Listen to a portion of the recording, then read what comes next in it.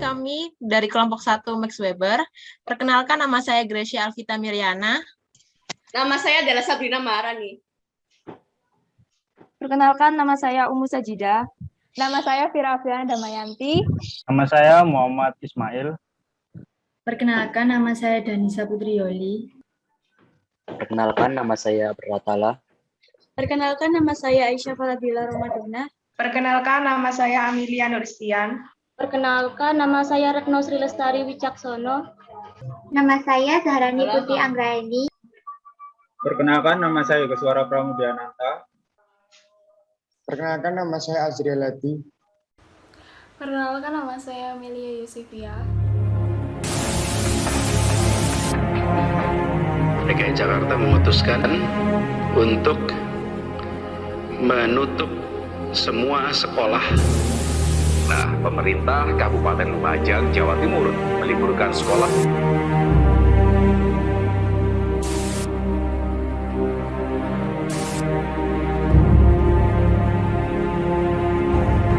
Membutuhkan kreativitas karena kita belum bisa tersambung ke seluruh daerah di seluruh Indonesia. Jadi offline dan online kita mencoba membantu memberikan sebuah cara sebenarnya hari ini.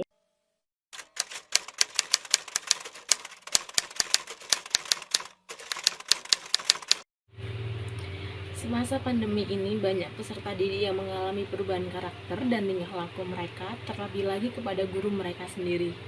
Seperti peserta didik yang mengabaikan tugas-tugas online yang diberikan oleh guru. Mereka malahan tidak membaca pesan WhatsApp grup terkait tugas yang diberikan, dan ada juga yang keluar dari grup WhatsApp kelas mereka. Adapun permasalahan yang paling meresahkan bagi guru di sekolah tersebut, yakni peserta didik yang melawan ketika diingatkan untuk tidak mengirim spam chat ke grup. Malahan ketika ditegur, peserta didik tersebut mengucapkan kata-kata yang tidak pantas kepada guru mereka. Hal itu menyebabkan guru tersebut tersinggung dan kecewa. Sejak pandemi ini, pembelajaran tidak dilakukan dengan tatap muka secara langsung, melainkan tetap di rumah dan melakukan pembelajaran jarak jauh. Dengan begitu, sebagai siswa, kehilangan suri tauladan dari guru, dan mengakibatkan lunturnya nilai moral dan karakter dalam diri siswa. Itu menjadi sebuah fakta bahwa generasi saat ini berada di tengah ujung kehancuran karena merosotnya nilai moral anak bangsa yang seharusnya menjadi generasi penerus bangsa. Adanya sistem belajar daring sangat membuat siswa menjadi bingung serta stres, kurang kreatif, dan tidak produktif, menyebabkan minat baca siswa tersebut menjadi lebih berkurang karena tidak adanya tekanan dari sekolah kepada siswa. Sebab guru tidak bisa memantau siswanya secara langsung. Padahal pemerintah meyakini sistem daring sangatlah bagus. Namun yang terjadi banyak peserta didik yang mengabaikan belajar online dan menyebabkan penurunan sikap dari peserta didik itu sendiri. Selama ini, sekolah menjadi salah satu institusi pendidikan yang bertanggung jawab pada pengembangan pengetahuan, pengembangan keterampilan, serta pengembangan karakter-karakter yang dimiliki oleh peserta didik. Orang tua menaruh harapan dan menaruh kepercayaan kepada sekolah karena nilai-nilai yang terkandung dalam karakter peserta didik didapat melalui proses pembelajaran berlangsung.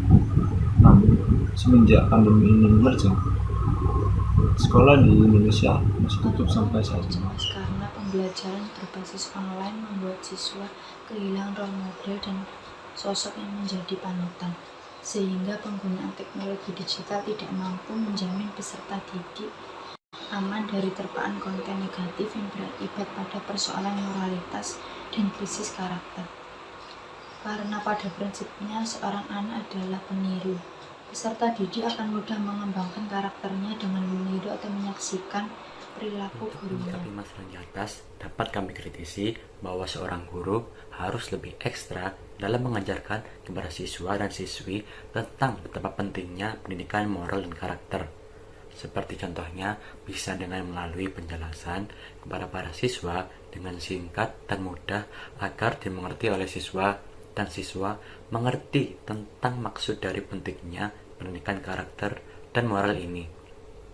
Selain itu, guru harus berupaya berkomunikasi kepada orang tua siswa untuk mengedukasi para orang tua agar para orang tua juga bisa mengambil peran di dalam pembentukan moral dan karakter Pendidikan moral siswa bagi selama manusia sangatlah penting. Melalui pendidikan, perkembangan moral diharapkan dapat berkembang dengan secara efektif. Agar pendidikan moral dapat berjalan dengan secara efektif, maka ada aspek yang harus diperhatikan pula.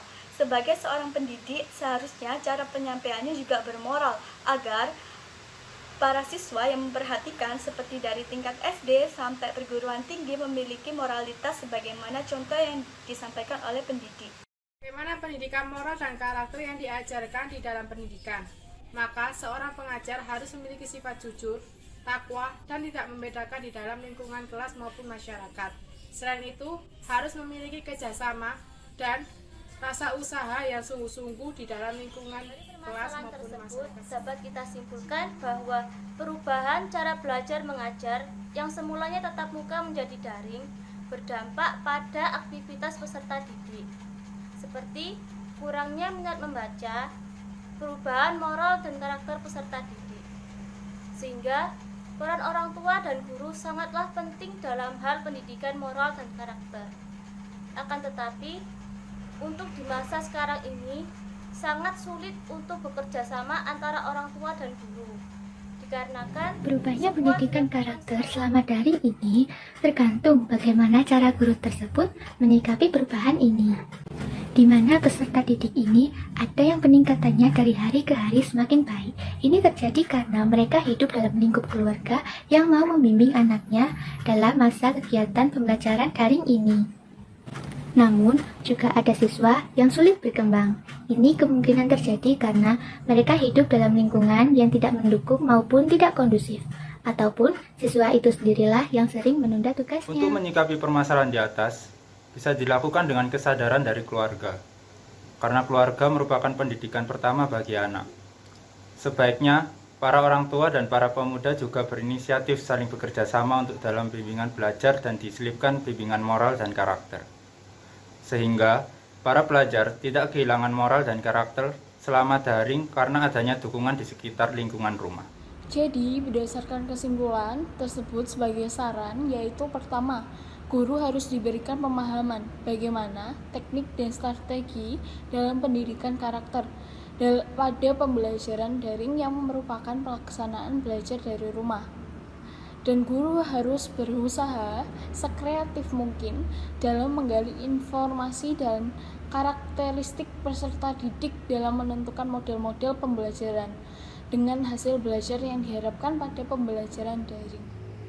Yang kedua adalah penyederhanaan kurikulum di semua jenjang pendidikan TK sampai SMA atau SMK, sehingga diharapkan menjadi kurikulum yang adaptif dengan kompetensi dasar yang sudah dikurangi. Kemendikbud harusnya memilah dan memilih materi yang lebih esensial dan dapat dilaksanakan anak ketika belajar dari rumah. Sekian dari kelompok Max Weber, kami semua mengucapkan terima kasih.